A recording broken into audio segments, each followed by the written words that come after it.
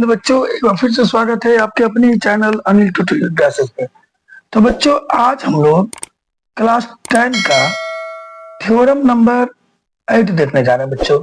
Theorem number 8 और theorem number 8 जो है बच्चों, क्लास 10 के लिए काफी इंपॉर्टेंट थ्योरम निकल कर आता है, जो कि बहुत बार बोर्ड एग्जाम में पूछा गया है और इस बार भी ये आपके लिए बहुत इंपॉर्टेंट क्वेश्चन है बच्चों। ठीक है, आपने इस पर बहुत सारे मैथ पहले ही बनाए होंगे, लेकिन इसको प्रूफ आप लोग आज पहली बार करिएगा, जिसको हम लोग जानते हैं कि हम लोग पहले भी इस चीज को पढ़े, पाइथागोरस थ्योरम। ठीक है बच्चों, पाइथागोरस थ्योरम, जिसमें ये कहा गया है कि सिद्ध करें कि समकोण त्रिभुज के कर्ण का वर्ग अन्य दो भुजाओं के वर्गों के योग के बराबर होता है। यानी कहने का मतलब क्या हो गया बच्चों, कि जैसे कि अगर ये एक समकोण त्रिभुज है, मान लीजिए ये एक समकोण त्रिभुज है, एंगल ए बी सी, और इसका ये वाला कोण क्या है बच्चों, 90 डिग्री है। ये वाला कोण 90 डिग्री है, तो हम लोग सब जानते हैं कि 90 के सामने वाली भुजा जो है वह कर्ण कहलाती है। जो 90 के सामने होता है वह कर्ण कहलाता है। ये दोनों भुजा में एक भुजा लंब और एक भुजा आधार कहलाती है। और क्वेश्चन क्या कर रहा है कि कर्ण का वर्ग, कर्ण हो गया AC, AC का वर्ग AC स्क्वायर, जो लंब का वर्ग लंब हो गया, सॉरी AC स्क्वायर जो होगा, जो अच्छा इस तरह समझिए क्या कर रहा है कि कर्ण का स्क्वायर जो है बच्चों, कर्ण का स्क्वायर अन्य दो भुजा क्या होता है, लंब और आधार होता है। तो कर्ण का स्क्वायर लंब के स्क्वायर और आधार के स्क्वायर के योग के बराबर होता है। ये पाइथागोरस ट्रिक्स के द्वारा कहा गया है। कर्ण होता कौन है, तो कर्ण होता है 90 के सामने वाली भुजा, और 90 के सामने क्या है अपना AC है। तो ये जो AC स्क्वायर होगा वह AB स्क्वायर और BC स्क्वायर के बराबर होगा बच्चों। ठीक है, ये कर्ण का स्क्वायर लंब स्क्वायर और आधा स्क्वायर के बराबर होगा। इस चीज को हम लोगों को सिद्ध करना है। इसके पहले मैं आपको बता दूं कि इसके पहले मैंने एक वीडियो बनाकर थ्योरम 7 और थ्योरम 6 को भी समझाया हुआ बच्चों। अगर आप लोगों ने वो थ्योरम नहीं देखा है तो उसको देख लीजिए, उससे आपको ये थ्योरम थोड़ा बेहतर तरीके से समझ में आएगा बच्चों। ठीक है, और अगर हमारे चैनल को आपने सब्सक्राइब ना किया तो हमारे चैनल को सब्सक्राइब भी कर दीजिए बच्चों। इससे हम लोग तो मोटिवेट होते हैं और हम लोगों की जो इच्छा अंदर से होती है कि हम और ज्यादा वीडियो बना के आप लोगों को प्रोवाइड कराएं। क्योंकि बच्चों आपका सब्सक्राइब और आपका लाइक, ये जो है ये हमारे लिए एनर्जी का काम करता है, एनर्जी बूस्टर का काम करता है बच्चों। ठीक है, तो फटाफट से जाइए हमारे चैनल को सब्सक्राइब और वीडियो को लाइक और शेयर कर दीजिए बच्चों। हो सके तो बेल आइकन भी दबा दीजिए, ताकि इस तरह के जितने भी इंपॉर्टेंट क्वेश्चन है वो आपको मिलता रहे, उसका नोटिफिकेशन आपको मिल जाए बच्चों। ठीक है, तो अब इस चीज को हम लोग समझेंगे कि जो कर्ण का वर्ग होता है वह अन्य दो भुजाओं के वर्गों के योग के बराबर होता है। तो चलिए, जो मैंने आपको बताया कि जैसे एक त्रिभुज है ABC है, जिसका एंगल B 90 डिग्री है, तो सिद्ध करना है कि AC स्क्वायर बराबर AB स्क्वायर जो BC स्क्वायर। इस चीज को हम लोग फ्रेश से एक बार लिखते हैं और लिखने के बाद उसको फिर से बनाते हैं। ठीक है बच्चों, चलिए मैं इसको एडजस्ट कर लेता हूं। ठीक है, कोई जगह मिल जाता है तो देखिए क्या कर रहे हैं। 8 फर्स्ट हम लोग एक फिगर बना लेते हैं। ये एक समकोण त्रिभुज बना रहे हैं बच्चों, ध्यान दीजिएगा।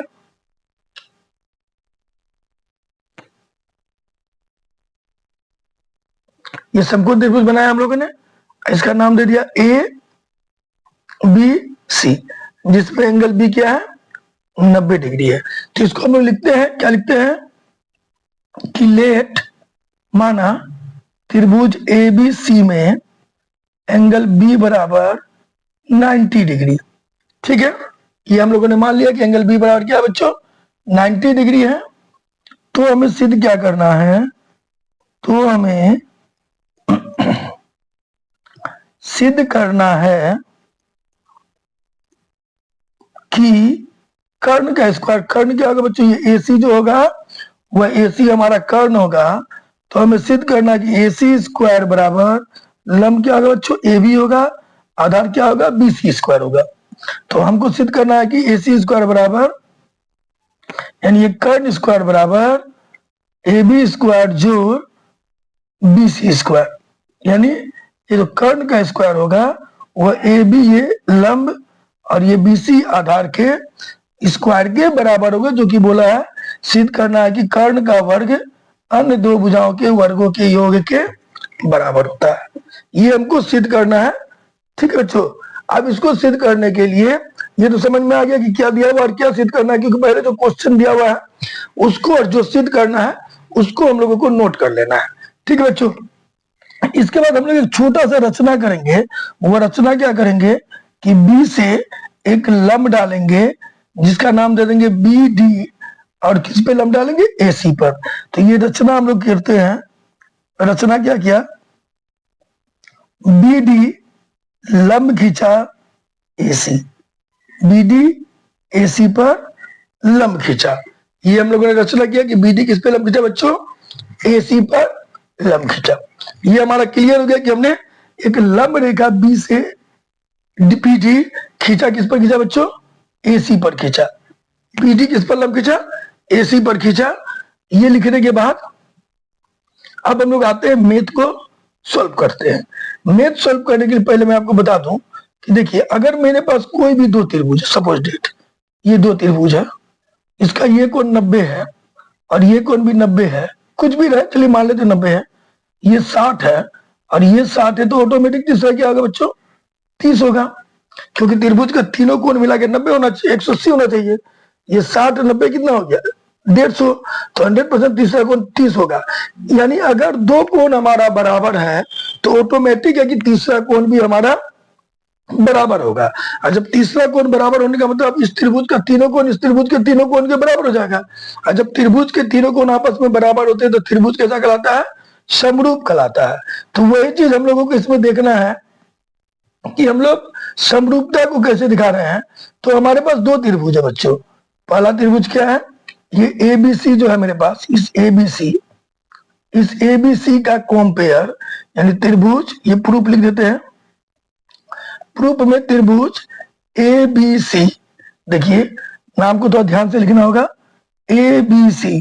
तो ध्यान दीजिए, ए से हम कहा आ रहे हैं बच्चों, बी की ओर आ रहा है, और बी से किधर जा रहा है, सी की ओर जा रहा है, और बी पे क्या है, 90 है। ठीक है, तो जब हम यहाँ एबीसी लेते हैं तो इधर भी इसका 90 कौन सा भाग है, ये वाला भाग 90 है मेरा, क्योंकि लंब है, ये 90 है, ये भी 90 है। तब हम लोग जब ए से शुरू करते हैं तो ए बी सी लेते हैं, तो इधर ए से इस ऊपर वाले हिस्से को ले रहे हैं हम लोग। ठीक है बच्चों, तो हम लोग कहा से लेंगे, ए डी बी में लेंगे। किस में लेंगे बच्चों, ए डी बी में। तो और त्रिभुज ए डी बी में लेते हैं, इस दो त्रिभुज में लेते हैं। अगर हम लोग इस दो त्रिभुज में ले तो ध्यान देखिएगा, ये जो ए बी सी है, ये जो पूरा त्रिभुज है हमारा, है ना। ठीक है, इस पूरे त्रिभुज में भी एंगल ए आ रहा है मेरा। ठीक है, अच्छा, और ये छोटे वाले त्रिभुज में भी हमारा एंगल ए आ रहा है। यानी एंगल ए तो बच्चों दोनों में है, ये तो क्लियर है कि एंगल ए मेरा दोनों में है। ठीक है, तो एक कोण तो बराबर हो गया कि एंगल ए बराबर एंगल ए कॉमन है, तो हम लोग लिख सकते हैं। दूसरी बात देखिए, एक कोण तो बराबर दिखा दिया कि इस पूरे त्रिभुज में भी हमारा एंगल ए है बच्चों, सॉरी एक मिनट, इस पूरे त्रिभुज में भी एंगल ए है बच्चों। ठीक है, और ये वाला जो त्रिभुज है, ये वाला त्रिभुज जो है उसमें भी मेरा ये एंगल ए आ रहा है। यानी कहने का मतलब क्या हो गया कि एंगल ए जो है मेरा दोनों त्रिभुज में है। तो एक कोण तो बराबर दिखा दिया, क्या दिखा दिया कि एंगल ए मेरा दोनों में होगा। अब दूसरी बात अगर गौर करिए, इसका ए बी सी का पूरा एंगल बी 90 है और ए डी सी का एंगल डी 90 है, एडीबी का। तो एक चीज तो ध्यान एकदम मस्त रखना है कि जब त्रिभुज का नाम लिखेंगे ना बच्चों, उस नाम में ही पहला एंगल मेरा निकल जाएगा। जैसे A B C, angle A B C लिए हम लोग, तो ये वाला कोण ले लिए, तो एंगल ए बी सी जो है बच्चों वो किसके बराबर होगा, ये ए डी सी के बराबर होगा। किसके बराबर होगा, ए डी बी के बराबर, सॉरी ए डी सी निकल गया मुंह से, एंगल ए डी बी के बराबर होगा। यानी इसका ये कोण 90 है तो इसका ये कोण 90 है। तो पहला तो हम लोगों ने दिखा दिया, एक कोण बराबर गया 90, और दूसरा क्या दिखा सकते हैं, एंगल ए बराबर एंगल ए, क्योंकि वह दोनों में है, तो इसको हम लोग लिख सकते हैं कॉमन। एंगल ए बराबर एंगल ए दोनों में है, इसको हम लोगों ने कॉमन लिख दिया। तो हम लोगों ने इस तरह क्या देखा कि ए से जो ये वाला त्रिभुज है, त्रिभुज ए बी सी, समझे बच्चों, ये पूरा त्रिभुज ए बी सी समरूप होगा ऊपर वाले त्रिभुज एडीबी का। ठीक है बच्चों, एबीसी किसके समरूप होगा? एडीबी का, यानी पूरा ये ए बी सी, ये पूरा एडीबी का समरूप होगा। तो जब दो त्रिभुज समरूप होंगे तो संगत भुजा का अनुपात तो 100% बराबर होगा। तो संगत भुजा का अनुपात निकालने के लिए देखिए ध्यान दीजिएगा, इस दोनों में देखिए ए बी इसमें भी है, ए बी इसमें भी है, और हमको प्रूफ में ए बी स्क्वायर लाना है। तो अगर कोई भी चीज इस तरह के बराबर में रहा, ये कोना कोनी एक्स लिखते हैं, तो एक्स गुना एक्स क्या हो जाएगा बच्चों? एक्स स्क्वायर हो जाएगा। तो वही ए बी स्क्वायर लाने के लिए हमको संगत भुजा को ऐसे लेना है दोनों तरफ कि मेरा स्क्वायर आ जाए।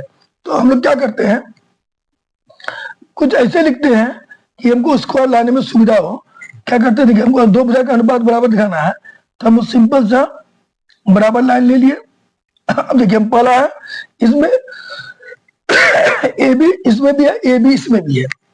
तो अगर हम इस त्रिभुज का ए बी ले रहे हैं बच्चों, ध्यान दीजिएगा, अगर इस त्रिभुज का ए बी ले रहे हैं तो इस शुरू वाला दो भुजा है, इसका शुरू वाला दो भुजा क्या आएगा? एडी आएगा। ठीक है, तो ए बी बटे एडी लिख दिए। अब इधर क्या लिखेंगे कि ए बी स्क्वायर हो जाए? तो देखिए यहाँ तो ए बी है, अगर हम यहाँ ए बी बैठा देते हैं तो कोना कोनी गुना करेंगे तो ए बी स्क्वायर हो जाएगा।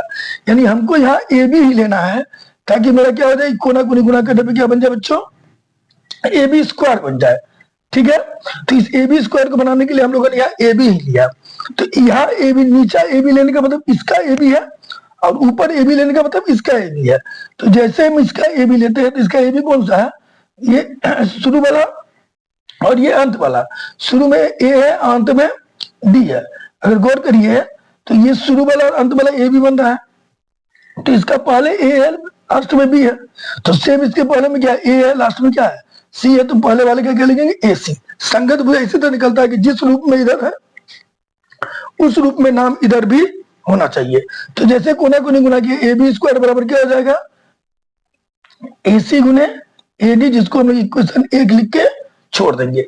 यानी हम लोगों ने ऊपर वाले त्रिभुज को, यानी इस पूरे त्रिभुज को इस ऊपर वाले त्रिभुज के समरूप दिखाकर हम लोगों ने किसका मान निकाल लिया? इस ए बी का मान निकाल लिया। ठीक है बच्चों, अब निकालना है हमको बीसी का मान। अब बीसी का मान निकालने के लिए क्या करेंगे? सेम इसी तरह करेंगे, इस पूरे त्रिभुज को, त्रिभुज ए बी सी को, ठीक है बच्चों, त्रिभुज ए बी सी को, और किसको लेंगे? नीचा वाला त्रिभुज, त्रिभुज बी डी सी में लेंगे, ताकि देखिए इसका एंगल डी, इसको जो 90 बीच में लिया, तो हम भी कोशिश करेंगे कि इसका 90 बीच में आ जाए। और सी जैसे लास्ट में आया है तो इसमें भी सी मेरा लास्ट में आ जाए। तो इस ए बी सी को और किसको लेंगे? बी डी सी में, और त्रिभुज बी डी सी में लेंगे। किन दो त्रिभुज में लेंगे? त्रिभुज पूरा ए बी सी और त्रिभुज बी डी सी में लेंगे। ठीक है बच्चों, अब हम इस त्रिभुज में देखते हैं ए बी सी और बी डी सी में। ठीक है बच्चों, अब ध्यान देखिएगा, एबीसी और बीडीसी में देखिएगा, पहला तो हम आपको बताते कि इस नाम में ही एंगल छिपा हुआ है। क्यों? क्योंकि अगर हम इसका एंगल एबीसी लेते हैं और इसका एंगल बीडीसी लेते हैं, तो अब एबीसी बोलिए तो 90 है और बीडीसी बोलिए तो 90 है। यानी मेरा तो एक चीज क्लियर हो गया कि एक कोण तो मेरा एबीसी और बीडीसी बराबर होगा ही, क्यों होगा? 90 डिग्री। दूसरी बात अगर गौर करें तो अगर आप लोग गौर करते हैं ए बी सी का एंगल सी, ठीक है बच्चों, और बी डी सी में एंगल सी, दोनों कॉमन है। जैसे कि इसके पहले हम लोगों ने देखा तो उसमें मेरा ए कॉमन आ रहा था, ए कॉमन आ रहा था बच्चों, बट इसमें मेरा क्या कॉमन आ रहा है? इसमें मेरा सी कॉमन आ रहा है। तो एंगल सी बराबर क्या होगा?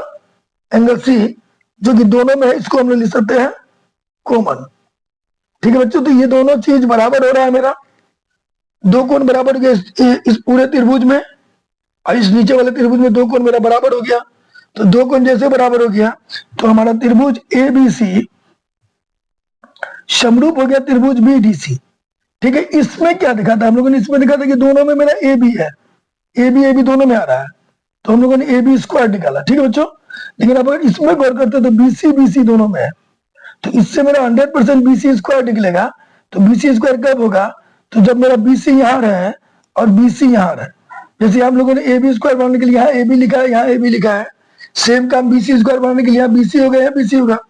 ठीक है, तो यहाँ ऊपर बीसी लिखने का मतलब है इसका बीसी लिया हम लोगों ने। ठीक है बच्चों, कलर थोड़ा चेंज कर लेते हैं, समझ में आएगा। ऊपर बीसी लिखा है इसका मतलब यहाँ बीसी लिया है, और नीचे का बीसी का मतलब होता है यहाँ बीसी लिया है। तो जैसे ही हम लोगों ने ऊपर बीसी लिया, ठीक है, यानी इसका बीसी लिया, तो इसका बीसी कौन सा है बच्चों? अगर आप गौर करिएगा इसका बीसी बाद वाला दोनों है, तो इसका बाद वाला दोनों को क्या होगा? सीडी हो जाएगा। तो बीसी बटे सीडी। अब इधर हम लोगों ने इसका भी नीचे में बीसी लिया, नहीं इसका बीसी लिया। इसका बीसी क्या? शुरू वाला अंत वाला, और इसका शुरू वाला अंत वाला क्या होगा बच्चों? एसी होगा, ये एसी हो जाएगा। क्लियर हुआ? अब हम लोगों ने कोना कोनी गुना किया, ये बीसी है, ये कोना कोनी गुना करेंगे तो बीसी इंटू बीसी क्या हो जाएगा बच्चों? बीसी स्क्वायर हो जाएगा। और सीडी इंटू एसी क्या हो जाएगा? सीडी इंटू एसी हो जाएगा। कोना कोनी गुना की, इसको इससे गुना की, इसको इससे गुना किया, तो आप लोग समझ सकते हैं बीसी गुना बीसी, बीसी स्क्वायर, सीडी गुना एसी, सीडी गुना एसी, सीडी गुना एसी रह जाएगा। ये मेरा आ गया क्वेश्चन 2। ठीक है बच्चों, अब हम लोग वापस से आते हैं प्रूफ्ड में। ये देखिए मेरा ए बी स्क्वायर पहला इक्वेशन 1 में निकल गया है, और बीसी स्क्वायर को हम लोगों ने इक्वेशन 2 में निकाल दिया। अब हम लोग लेते हैं जो प्रूफ करना। प्रूफ क्या करना हम लोगों को? ए सी स्क्वायर बराबर ए बी स्क्वायर जोड़ बी सी स्क्वायर।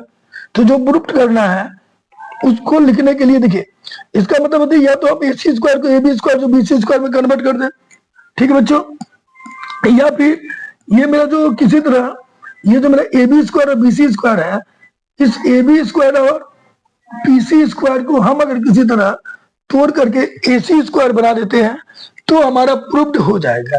तो चलिए हम लोग लेते हैं आरएचएस लिख देते हैं। आरएचएस मतलब राइट हैंड साइड, यानी जो दाएं तरफ है, दाएं तरफ क्या है बच्चों? ए बी स्क्वायर जोड़ बी सी स्क्वायर, तो वो ए बी स्क्वायर जोड़ बी सी स्क्वायर हम लोगों ने लिख लिया। अब इक्वेशन 1 से ए बी स्क्वायर का मान क्या निकाला है? ए बी स्क्वायर का मान निकाला है, एक मिनट, ए बी स्क्वायर का मान निकाला ए सी इंटू ए डी जो बी सी स्क्वायर का मान निकाला है सी डी इंटू ए सी, सी डी इंटू ए सी। नोट कर लिया बच्चों? आप गौर करिए ए सी दोनों जगह में है, तो ए सी कॉमन जैसे लिया हम लोगों ने, क्या बच गया मेरा? एडी जोड़ सी, एक मिनट, यहां मिस्टेक लिखा गया बच्चों, सी डी इंटू ए सी, हम सी ए लिख दिए हैं। चलिए इसको इरेज कर देते पहले, ये इरेज कर दिए हैं। देखिए क्वेश्चन एक मेरा सी डी है, सी डी है, लेकिन गलती से हम क्या लिख देते बच्चों? सी ए लिख देते, ये मेरा सी डी होगा। सी डी जैसे लिए तो ए सी अगर हम कॉमन लेते हैं तो ए डी जोड़ सी डी बचे। समझ आएगा हम क्या मिस्टेक किए थे? सी डी लिख रहा था, हम सी ए लिख दिए, तो फिर से लिख देते हैं ए डी जोड़ सी डी, ए डी जोड़ सी डी। तो ए सी देखिए, क्योंकि ए सी दोनों में है, जैसे हम लोगों ने ए सी निकाला, यहाँ का बच गया ए डी, प्लस यहाँ का ए सी निकल गया तो यहाँ का बच गया सी डी। तो ये मेरा ए सी रह गया, गुने ये ए डी, यहां से यहां तक ए डी है, और सी डी मेरा यहां से यहां तक है, तो इस ए डी और सी डी को जोड़ते हैं तो पूरा यहां से यहां तक मेरा ए सी बनता है बच्चों। तो ए डी जो सी डी क्या हो गया? ए सी हो गया, ए सी क्या हो जाएगा? ए सी स्क्वायर हो जाएगा। तो इस प्रकार हम लोगों ने देखा, क्या देखा कि ए बी स्क्वायर जोड़ बी सी स्क्वायर बराबर ए सी स्क्वायर। ठीक है बच्चों, जो हम लोगों को यहाँ पर गौर करिए, यहाँ पर इसी चीज को प्रूव करना है। ठीक है बच्चों, ए सी स्क्वायर बराबर ए बी स्क्वायर जोड़ बी सी स्क्वायर बराबर ए सी स्क्वायर, जो हम लोगों ने यहाँ प्रूव कर दिया। इस प्रकार ये थ्योरम हमारा प्रूव्ड हुआ बच्चों। अगर ये थ्योरम बहुत इंपॉर्टेंट है, मैं आपको बता दूं, ये 5 मार्क्स में पूछता है और बहुत ज्यादा इंपॉर्टेंट है। इस चैप्टर का जितना भी थ्योरम है, 11 या 12 थ्योरम है, आप लोगों की बुक में 11 थ्योरम है, उन सभी थ्योरम में ये सबसे ज्यादा इंपॉर्टेंट है, बहुत बार पूछा गया है। इसलिए बच्चों इस थ्योरम को आप लोग काइंडली अच्छे से देख लीजिएगा। 5 नंबर मेरे अंदाज से इस बार आपको फिक्स आ जाएगा, अगर इसको आप देख लेते तो। इसके बाद हम लोग इसका उल्टा समझेंगे, उसका विलोम समझेंगे, जिसमें आप लोगों को ये दिया रहेगा कि कर्ण का स्क्वायर बराबर लंब स्क्वायर और आधार स्क्वायर है, तो आपको सिद्ध करना है कि इसका एक एंगल 90 डिग्री होगा। ठीक है बच्चों, अगर हमारा ये वीडियो आप लोगों को अच्छा लग रहा हो या अच्छा लगा हो तो हमारे चैनल को सब्सक्राइब, वीडियो को लाइक और शेयर कर दीजिएगा बच्चों। इससे हम लोग मोटिवेट होते हैं, हम लोगों का थोड़ा सा हम लोगों को एनर्जी मिलता है, प्रोत्साहित होते हैं हम लोग, और हम लोग और भी बेहतर तरीके से वीडियो बना के प्रोवाइड कराने की कोशिश करते हैं बच्चों। इसी के साथ हम ये अपना वीडियो समाप्त करते हैं। जय हिंद, जय भारत।